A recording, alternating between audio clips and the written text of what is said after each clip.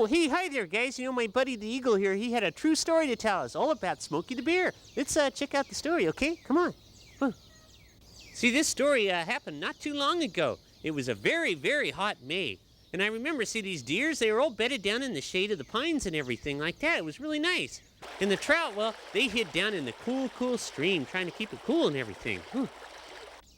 Well, see, there was one particular little brown bear cub that would wander off from his mom every once in a while when his mom would be taking a snooze and stuff like that. Well, let's check out what he did, okay? Well, you see, as the month of May wore on, the green grass started turning brown in the dry heat and everything like that. And our buddy, the bear cub, well, he kept wandering away from his mom. It's getting kind of dangerous. Hey, go on home, you know, your mom's waiting for you. Whew, doesn't miss it. Even the shade of the forest was no longer cool. And when the wind began to blow, it blew strong and hot and dry, and the forest was ripe for a disaster. Whew, dangerous stuff. Well, then it happened. Some careless person flipped a lighted match or left his campfire burning. Or maybe he just forgot to crush out one of his stinky cigarettes. Ugh.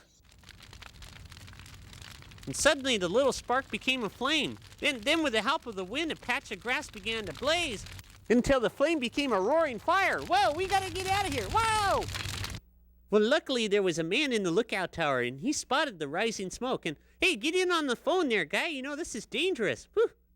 Well, then he called the ranger station, and he said, hey, there's a big one starting on Capitan Mountain. Hey, good for you, guy. Boy, what a hero.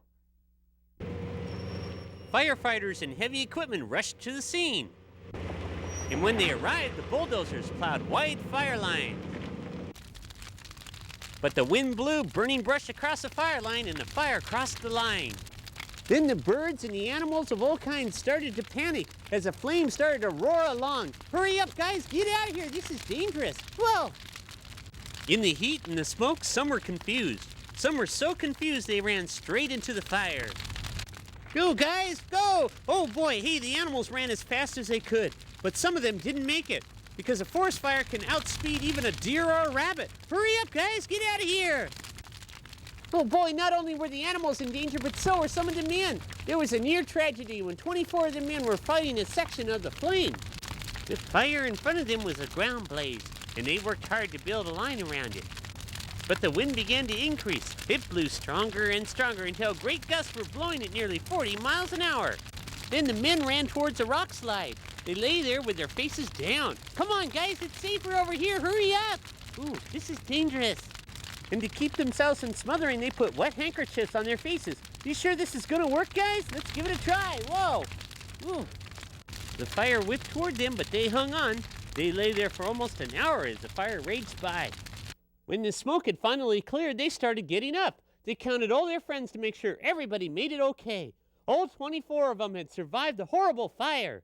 Well, then they looked around, and the only living thing they found was that little brown bear cub. He was very badly burnt.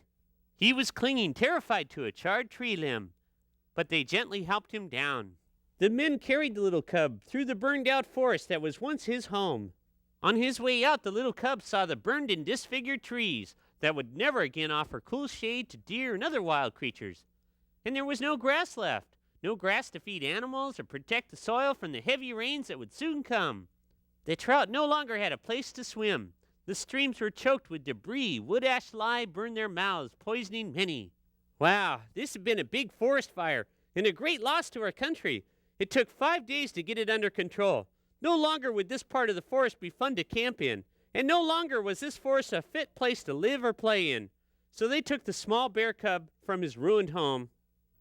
Oh, little guy, are you okay? I hope so. Oh, don't worry too much about him, because the forest rangers and the veterinarians and the wardens from the New Mexico Game and Fish Department treated his wounds and his burns. His feet were carefully bandaged, and he was fed baby food to stem his hunger. And day by day, the kind treatment started to pay off. He was getting a lot better. Well, pretty soon his hair grew back over his burn spots, and he became well again. Hey, you're looking pretty sharp there, dude. Well, then the little bear cub got himself a name. One of the rangers said, hey, how about Smokey? And the rest of them said, hey, that'd be a great idea. He could, represent fire prevention and stuff like that. I don't know about you, but I think Smokey's a pretty cool name, don't you? And anyway, the name kind of stuck. Everybody was calling him Smokey pretty soon. After a while, Smokey got pretty popular, and everybody wanted to say hi to Smokey. Hey, hi there, Smokey. Since his home was destroyed, Smokey was put on a plane and flown across the country to the capital in Washington, D.C. Well, when he landed at the airport, everyone wanted to meet him. The press was there, the photographers were there, raccoons were there, reporters were there. Everybody crowded around to see Smokey the bear. Bye, Smokey! So someone put a forest ranger hat on him, just like in the posters. And Smokey posed for some more posters. So, Smokey, what do you think? They look pretty sharp, don't they? Hey, the guy looks good with a hat on, doesn't he? Wow.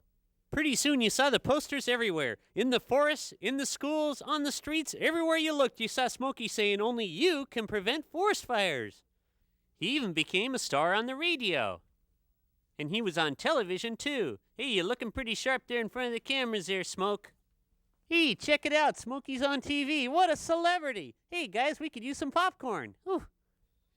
Well, look at that. There's Smokey. Well, pretty soon, Smokey the bear had his own home, in Washington, D.C. He lived in a zoo and he had lots of friends come to visit him all the time. Hey, guys, nice of you to drop by. As Smokey grew up, he had something to tell the folks. He still tells them the same thing. Smokey tells them how he hates forest fires and how they destroyed his animal friends. And Smokey tells how fire destroys good, clean water that we need to make things live and grow. How it scorches the grass many animals need for food. Smokey wants to make sure everybody is careful in the forest with matches, holding them until cold. That every camper puts his fire out dead, and that no cigarette is tossed on the ground but is crushed out. So if we listen to Smokey, no other cub will suffer the way he did, orphaned and burned and made homeless by a fire. Let's all remember what Smokey says. Only you can prevent forest fires.